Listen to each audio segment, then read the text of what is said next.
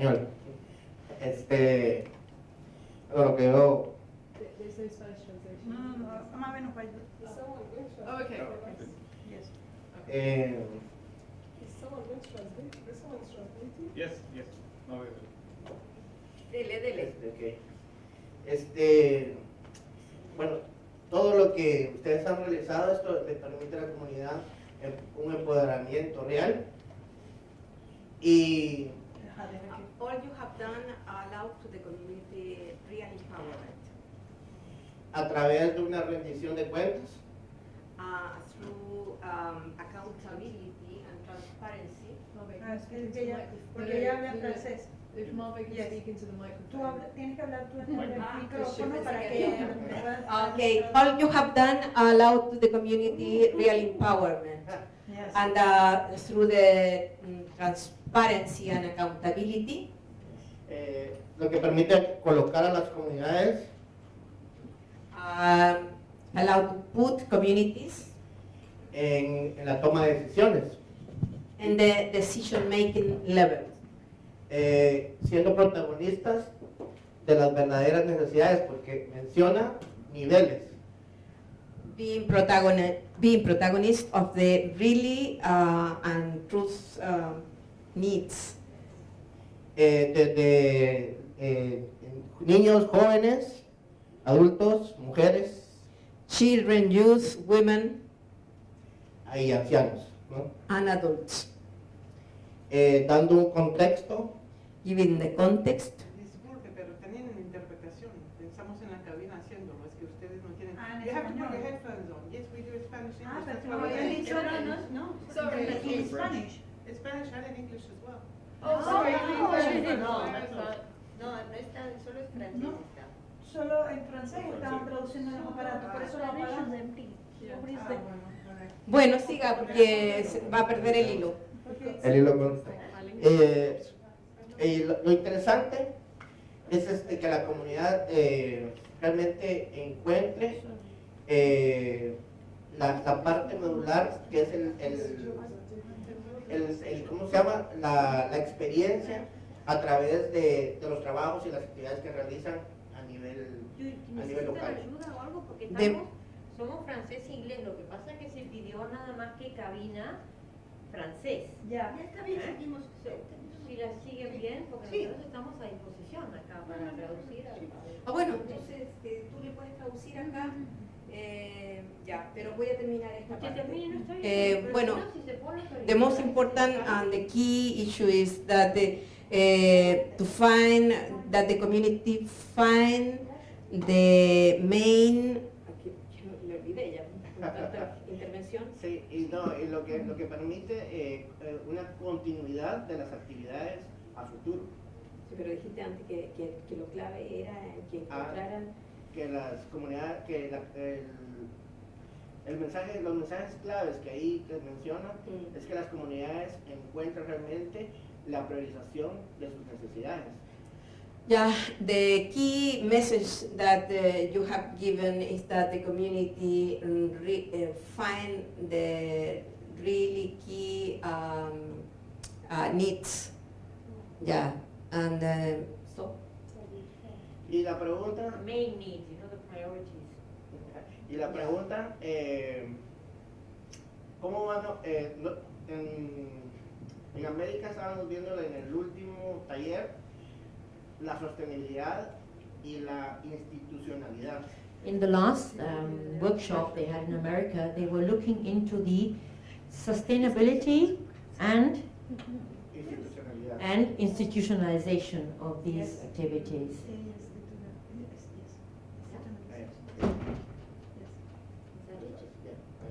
Thank you. Thank you very much. Those are additional Yes. comments. Need some more? Please. All right. Okay. Bueno, primero que todo, felicitarte. Congratulations, thank you very much. Muy interesante tu presentación. Esa Very imagen, interesting. esta imagen dice mucho, por una parte porque habla de la inclusión. Ahí se ven jóvenes adultos trabajando juntos y además que a través de, por ejemplo, la música, la danza o el drama, digamos, o la dramatización de las situaciones, permiten mucho de lo que Cristian estaba diciendo, que apunta hacia traducir o ser desde la organización comunitaria una vía. So what she's mentioning is that this image is 1,000 words, because you're showing young people, older people, children, and then at the same time, through the activities that you're performing, acting, dancing, singing, they are conveying the message that he mentions through the institutions, through the people themselves. Mi pregunta va a ir dirigida a cómo ustedes sistematizan los logros, las acciones y los desafíos que encuentran en estas asambleas de vecinos. How you turn into a system these achievements and the challenges that you face. How do you put them, systematize, how you bring them forth? A ver, acá me pongo. Sí, como también me congratulo del trabajo de la compañera, lo que han logrado. Congratulations to our colleague here, our friend, for your presentation. Mi pregunta es, ¿en qué dimensión han logrado hacer esto? O sea, ¿quién está haciendo el trabajo de entregar la información, de recogerla? ¿Cuántas son como son? ¿Y en qué dimensión, para cuántas comunidades o grupos han logrado Who is hacer? actually doing this groundwork of collecting all the information, of organizing these gatherings in order to come up with the results?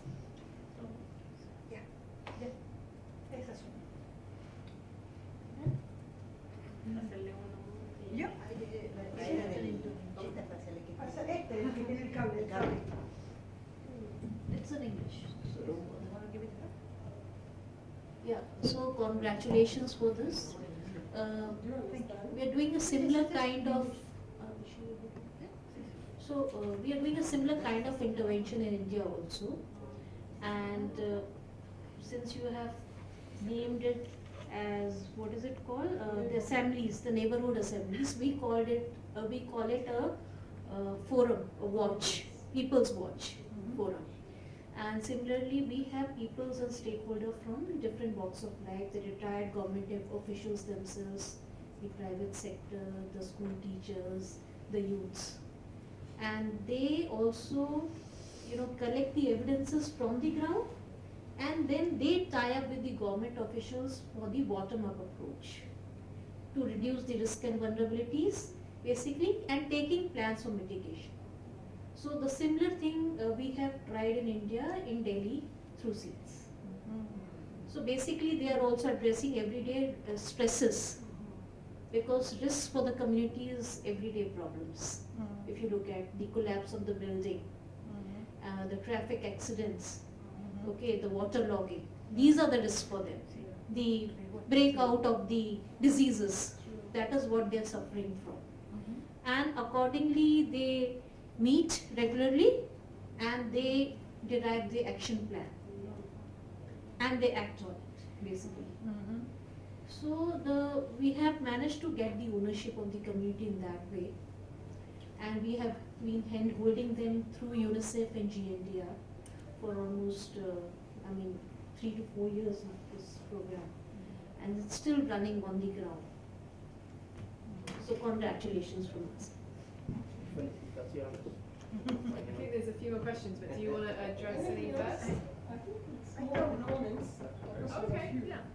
So any others? Yeah. And then I'll go.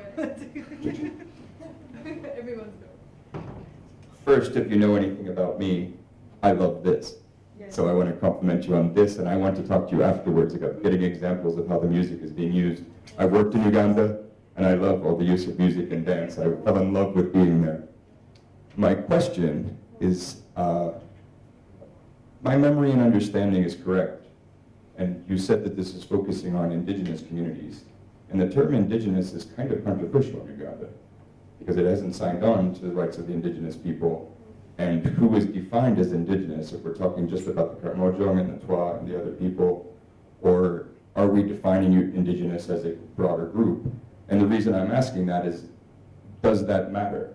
Does it matter in how you're putting this together? Is it that the indigenous people within those groups have a greater need for this, and that's why we're doing it? Or is it because the way of forming these associations is going to be different by doing it with the indigenous groups? And that's going to transcend into something we can all learn from about how we're forming these groups and what has to be done differently and the same accordingly.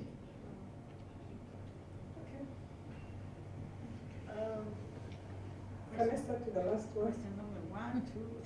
Yeah, let's start with the last one, because it's fresh in my memory. I think when we come to the word, I appreciate your music, and I liked what is, the message is there. It's unique. And we should have taught us the theme, so that you can sing it here, so we go back. Oh, yes, right. Yeah, we need to sing some, at least a line. Every day we do something. So it's very important for us really to continue with this kind of approach. Now when it comes to the indigenous people, it's really controversial, as you say. But indigenous for the NIVA is about the local associations, the local NGOs. So whichever association was created in Uganda vis-a-vis international NGO, Oxfam, World Vision, then it can become a member of the NIVA. So we don't look at indigenous people. We look at, it's not the people, it is the local NGO, local association, local CBO. So whoever, even if you're foreigners and you met and registered in Uganda, and it works in Uganda, the geography of the whole country, then you can become an indigenous NGO. But it may not necessarily have that. People who are from there, because it's a controversial thing. And as you know, borders are porous. Right. Yeah. So that, I hope that answers that. And then I like your sharing of the India experience, how it's related to our work. It's really the same. People have different names to neighborhood assemblies, but it's the same thing. And I think it's really approaches in which NGOs are using to mobilize communities. And what I learned from you, which is very important, is the aspect of ownership. Yeah. Because they begin to value the assembly, the neighborhood assemblies, or your people's, called the People's Watch. Yeah. And they see the difference that it's making in the communities. Under the People's Watch or neighborhood assemblies, one of the slum areas that we're working with is looking at flooding because of pollution or not throwing away the garbage in the right place. The water passages are clogged with polythene papers and rubbish. Simple things that can be done and to remove the flooding in some areas. And so, when they begin to do that and the youth are involved and then they are appreciated, then they begin to see the difference. And so recycling of even the things they collect is a big issue, the briquettes. And some, for the women, they even use some of the paper to do paper beads, from those factories which have been throwing away paper into the drainage. So they can recycle some of the material. And being creative on really seeing how they can solve their own problems. So again, it feeds into the issue of sustainability, where we know that even if the NIVA was to wind up today, because of the value of the People's Watch, the Neighbourhood Assembly, and what they're learning, and the difference it's making in their homes, then we believe this will continue. And it's nothing new. It is just helping us to reclaim our old lifestyles, where we are communal, where we're each other's keeper, and where we value the whole aspect of being the brotherhood or sisterhood and working together.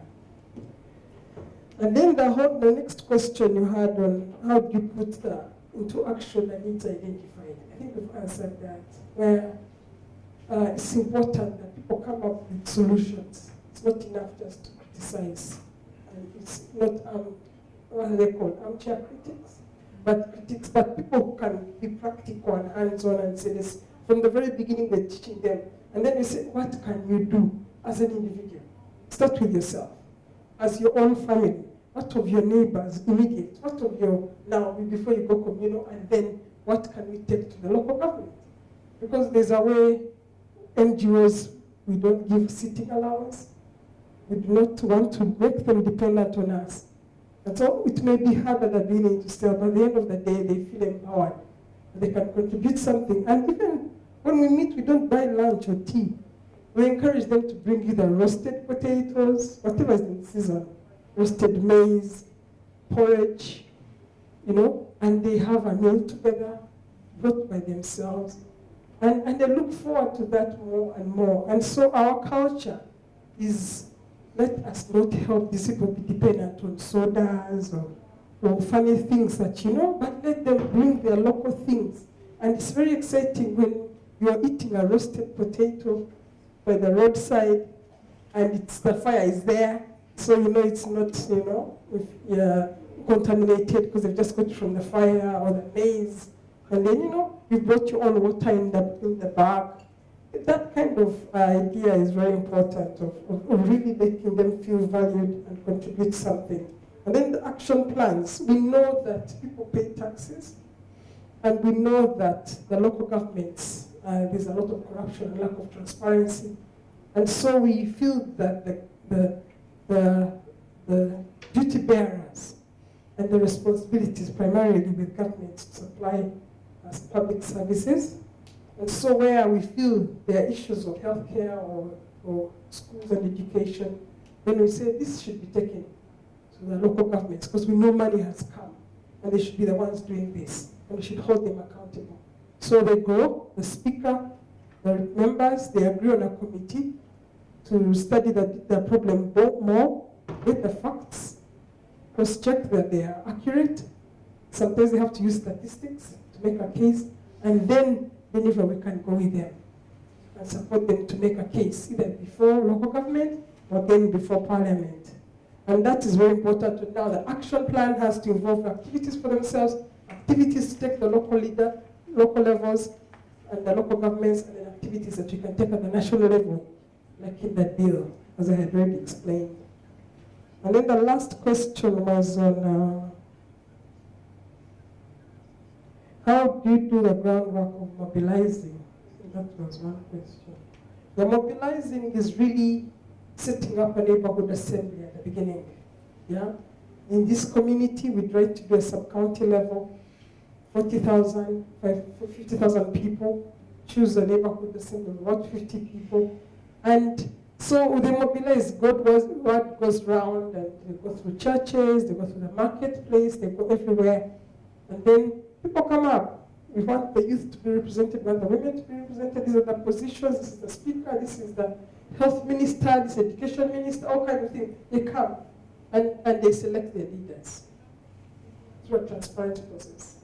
And then these leaders in the long run become the local leaders in various positions. Yeah, because they've been known in the communities. And then when it comes to members of parliament, the youth people who have gone through and gone maybe to the university, they come back and they stand and they remind them that we are the ones involved in helping your community, so give us a vote. So it's been a process of also generating local leadership. And we believe that if this could even spread more, most of the challenges in the communities would be addressed through these methods. But as we get into a repressive government that is intolerant of dissenting views with a shrinking political and civic space, then we're finding that the neighborhood assemblies are a threat. They are suspicious of us and thinking maybe we are, sending some controversial or ideas that are against the government. So more and more we are being scrutinized and we are under threat. But we believe that it is people's rights to be free to associate, and where government is against such violation, where they are violating the rights of the people, then we have to stand up and step up and make it clear that we're going to continue defending the people's voices, and we're on the side of ensuring that the people's struggles continue so that they can inform all the efforts to ensure equality, justice, and poverty eradication and development. So thank you. Yes. Sorry, I came in late, but I just want to digest and thank you very much. Though I was late, but I think it was better that I'm here now. You are talking about policy issues, something related to policy issues, because how do you influence policy change with your policymakers? Because one, you have the central government that is in governance, then you have the opposition. What is the relationship between you and the oppositions? Because one, you are as a civil society, you are the mouthpiece of the people, and also the opposition also is the mouthpiece for the people in terms of change. That is one. Two, do you have the non-state actor structures in your country? If yes, what is the relevance and what are the activities in terms of accountability, transparency, tracking, and monitoring? What's the second one? Excuse me. The second one is, do you have non-state actors? Because non-state actors they are part of the civil society that the World Bank, EU normally fund and defeat. What is your role and what is your relationship? Because in our country, we have the non-state actor structures, and we are the leading institutions in terms of tracking, monitoring. May I say something? Yeah. Because I have the next session, and I really don't want to be rude. So may I invite you to talk outside so you have time to talk properly on this? Please, I beg, because one, I was in another section, but because I was misinformed. Yeah, no, it's fine. It's just that. I just want to have a case study. A proper conversation, and we can move on to the Just other. let you know we've shifted everything 15 minutes. Yes, Okay. there is So time. you will have your full length of time, Excellent. don't worry. Yeah, so, think about it. Excellent, thank you. Yeah, we didn't know that about. Sorry. Perfect. Thank you. I think that's the last one, so that you can. But someone can answer. Who can answer? No, I just want to, from your perspective. From your well, I want secretary into a neighborhood assembly. We could have formed a neighborhood assembly here and identified those issues. Now, position of opposition and government and those contentious issues and reconfrontation of government. We have a president who has been in power for 30 years. And questions about democracy, accountability, becoming a challenge for us as a country. And so as NGOs, we want to say we are non-political, we are non-religious, we are apolitical, we are, those kind of things, that's what we claim to be. But when our visions and our missions and our objectives, talk about promoting human rights, promoting development and all those kind of things, addressing poverty, issues of poverty, then you have no choice but to actually engage government in a confrontational manner. Because you have to choose which side are you. Because we had a challenge where the president was giving golden handshakes. These were money to people he felt like, rewarding, like bribes. 50 million, 100 million. The other day he announced he's going to give 100 million to all the MPs who are earning the most in the country and not even paying taxes. And so what we do as civil society, we have to cite the people and fight this kind of oppressive and exploitative decisions of the government. So we have no choice but to raise these issues and not necessarily be on the side of opposition, but be on the side of the people. That's what we emphasize. Non-state actors and their role and relationships, of course, if we're talking about the non-state actors being civil society, civil society, non-state, the state and non-state, and how we work together, is whoever shares our vision and our mission and objectives, we work with them, and our values. If we're about integrity, if we're about equity, about justice, if we're about humility, whatever the values are, if you're about working with our communities to empower them, to address gender inequalities, whatever your vision and missions are, we partner with them. And we have platforms like Geneva is a member of organization with 700 organizations in the country, and other NGOs. So as leaders of NGOs, we also have our platform, because we know that we are up against a lot of forces against government, so we have to work together to make sure that we are speaking of the same voice. And so non-state actors, more than ever, we have to look at ways of working together. And if the donors are part of that, well and good. But where the NGOs are in conflict with government, we have realized that the donors side with government. And they keep quiet. The development partners, the donors. They keep quiet. So that is what I was asking, how They do you keep influence quiet. policy change? Now, in this kind of cases, we have been seeing even the financing building because of the highly, sensitive circumstances we're in terms of politics. And so finances are shrinking, the civic space is shrinking through the financial, finances decreasing, the support from donors, and we're seeing more money actually going to either humanitarian aid, which is like neutral, because they're supporting refugees coming in from all over Africa into these countries, or I'm finishing, or they're giving even more money to government. So that is the challenge that we're facing. And as we go on, we have to find various ways of engaging them and helping them realize that even though you're supporting economic growth, that is short-lived if the political question is not answered. Because political insecurity is going to reverse all the economic growth that we have achieved together. So it's very important that we're united, we speak the same voice, we have the same values, of dealing with corruption, dealing with transparency, accountability, and ultimately the development of our people and the community. Thank you. Thank you very much.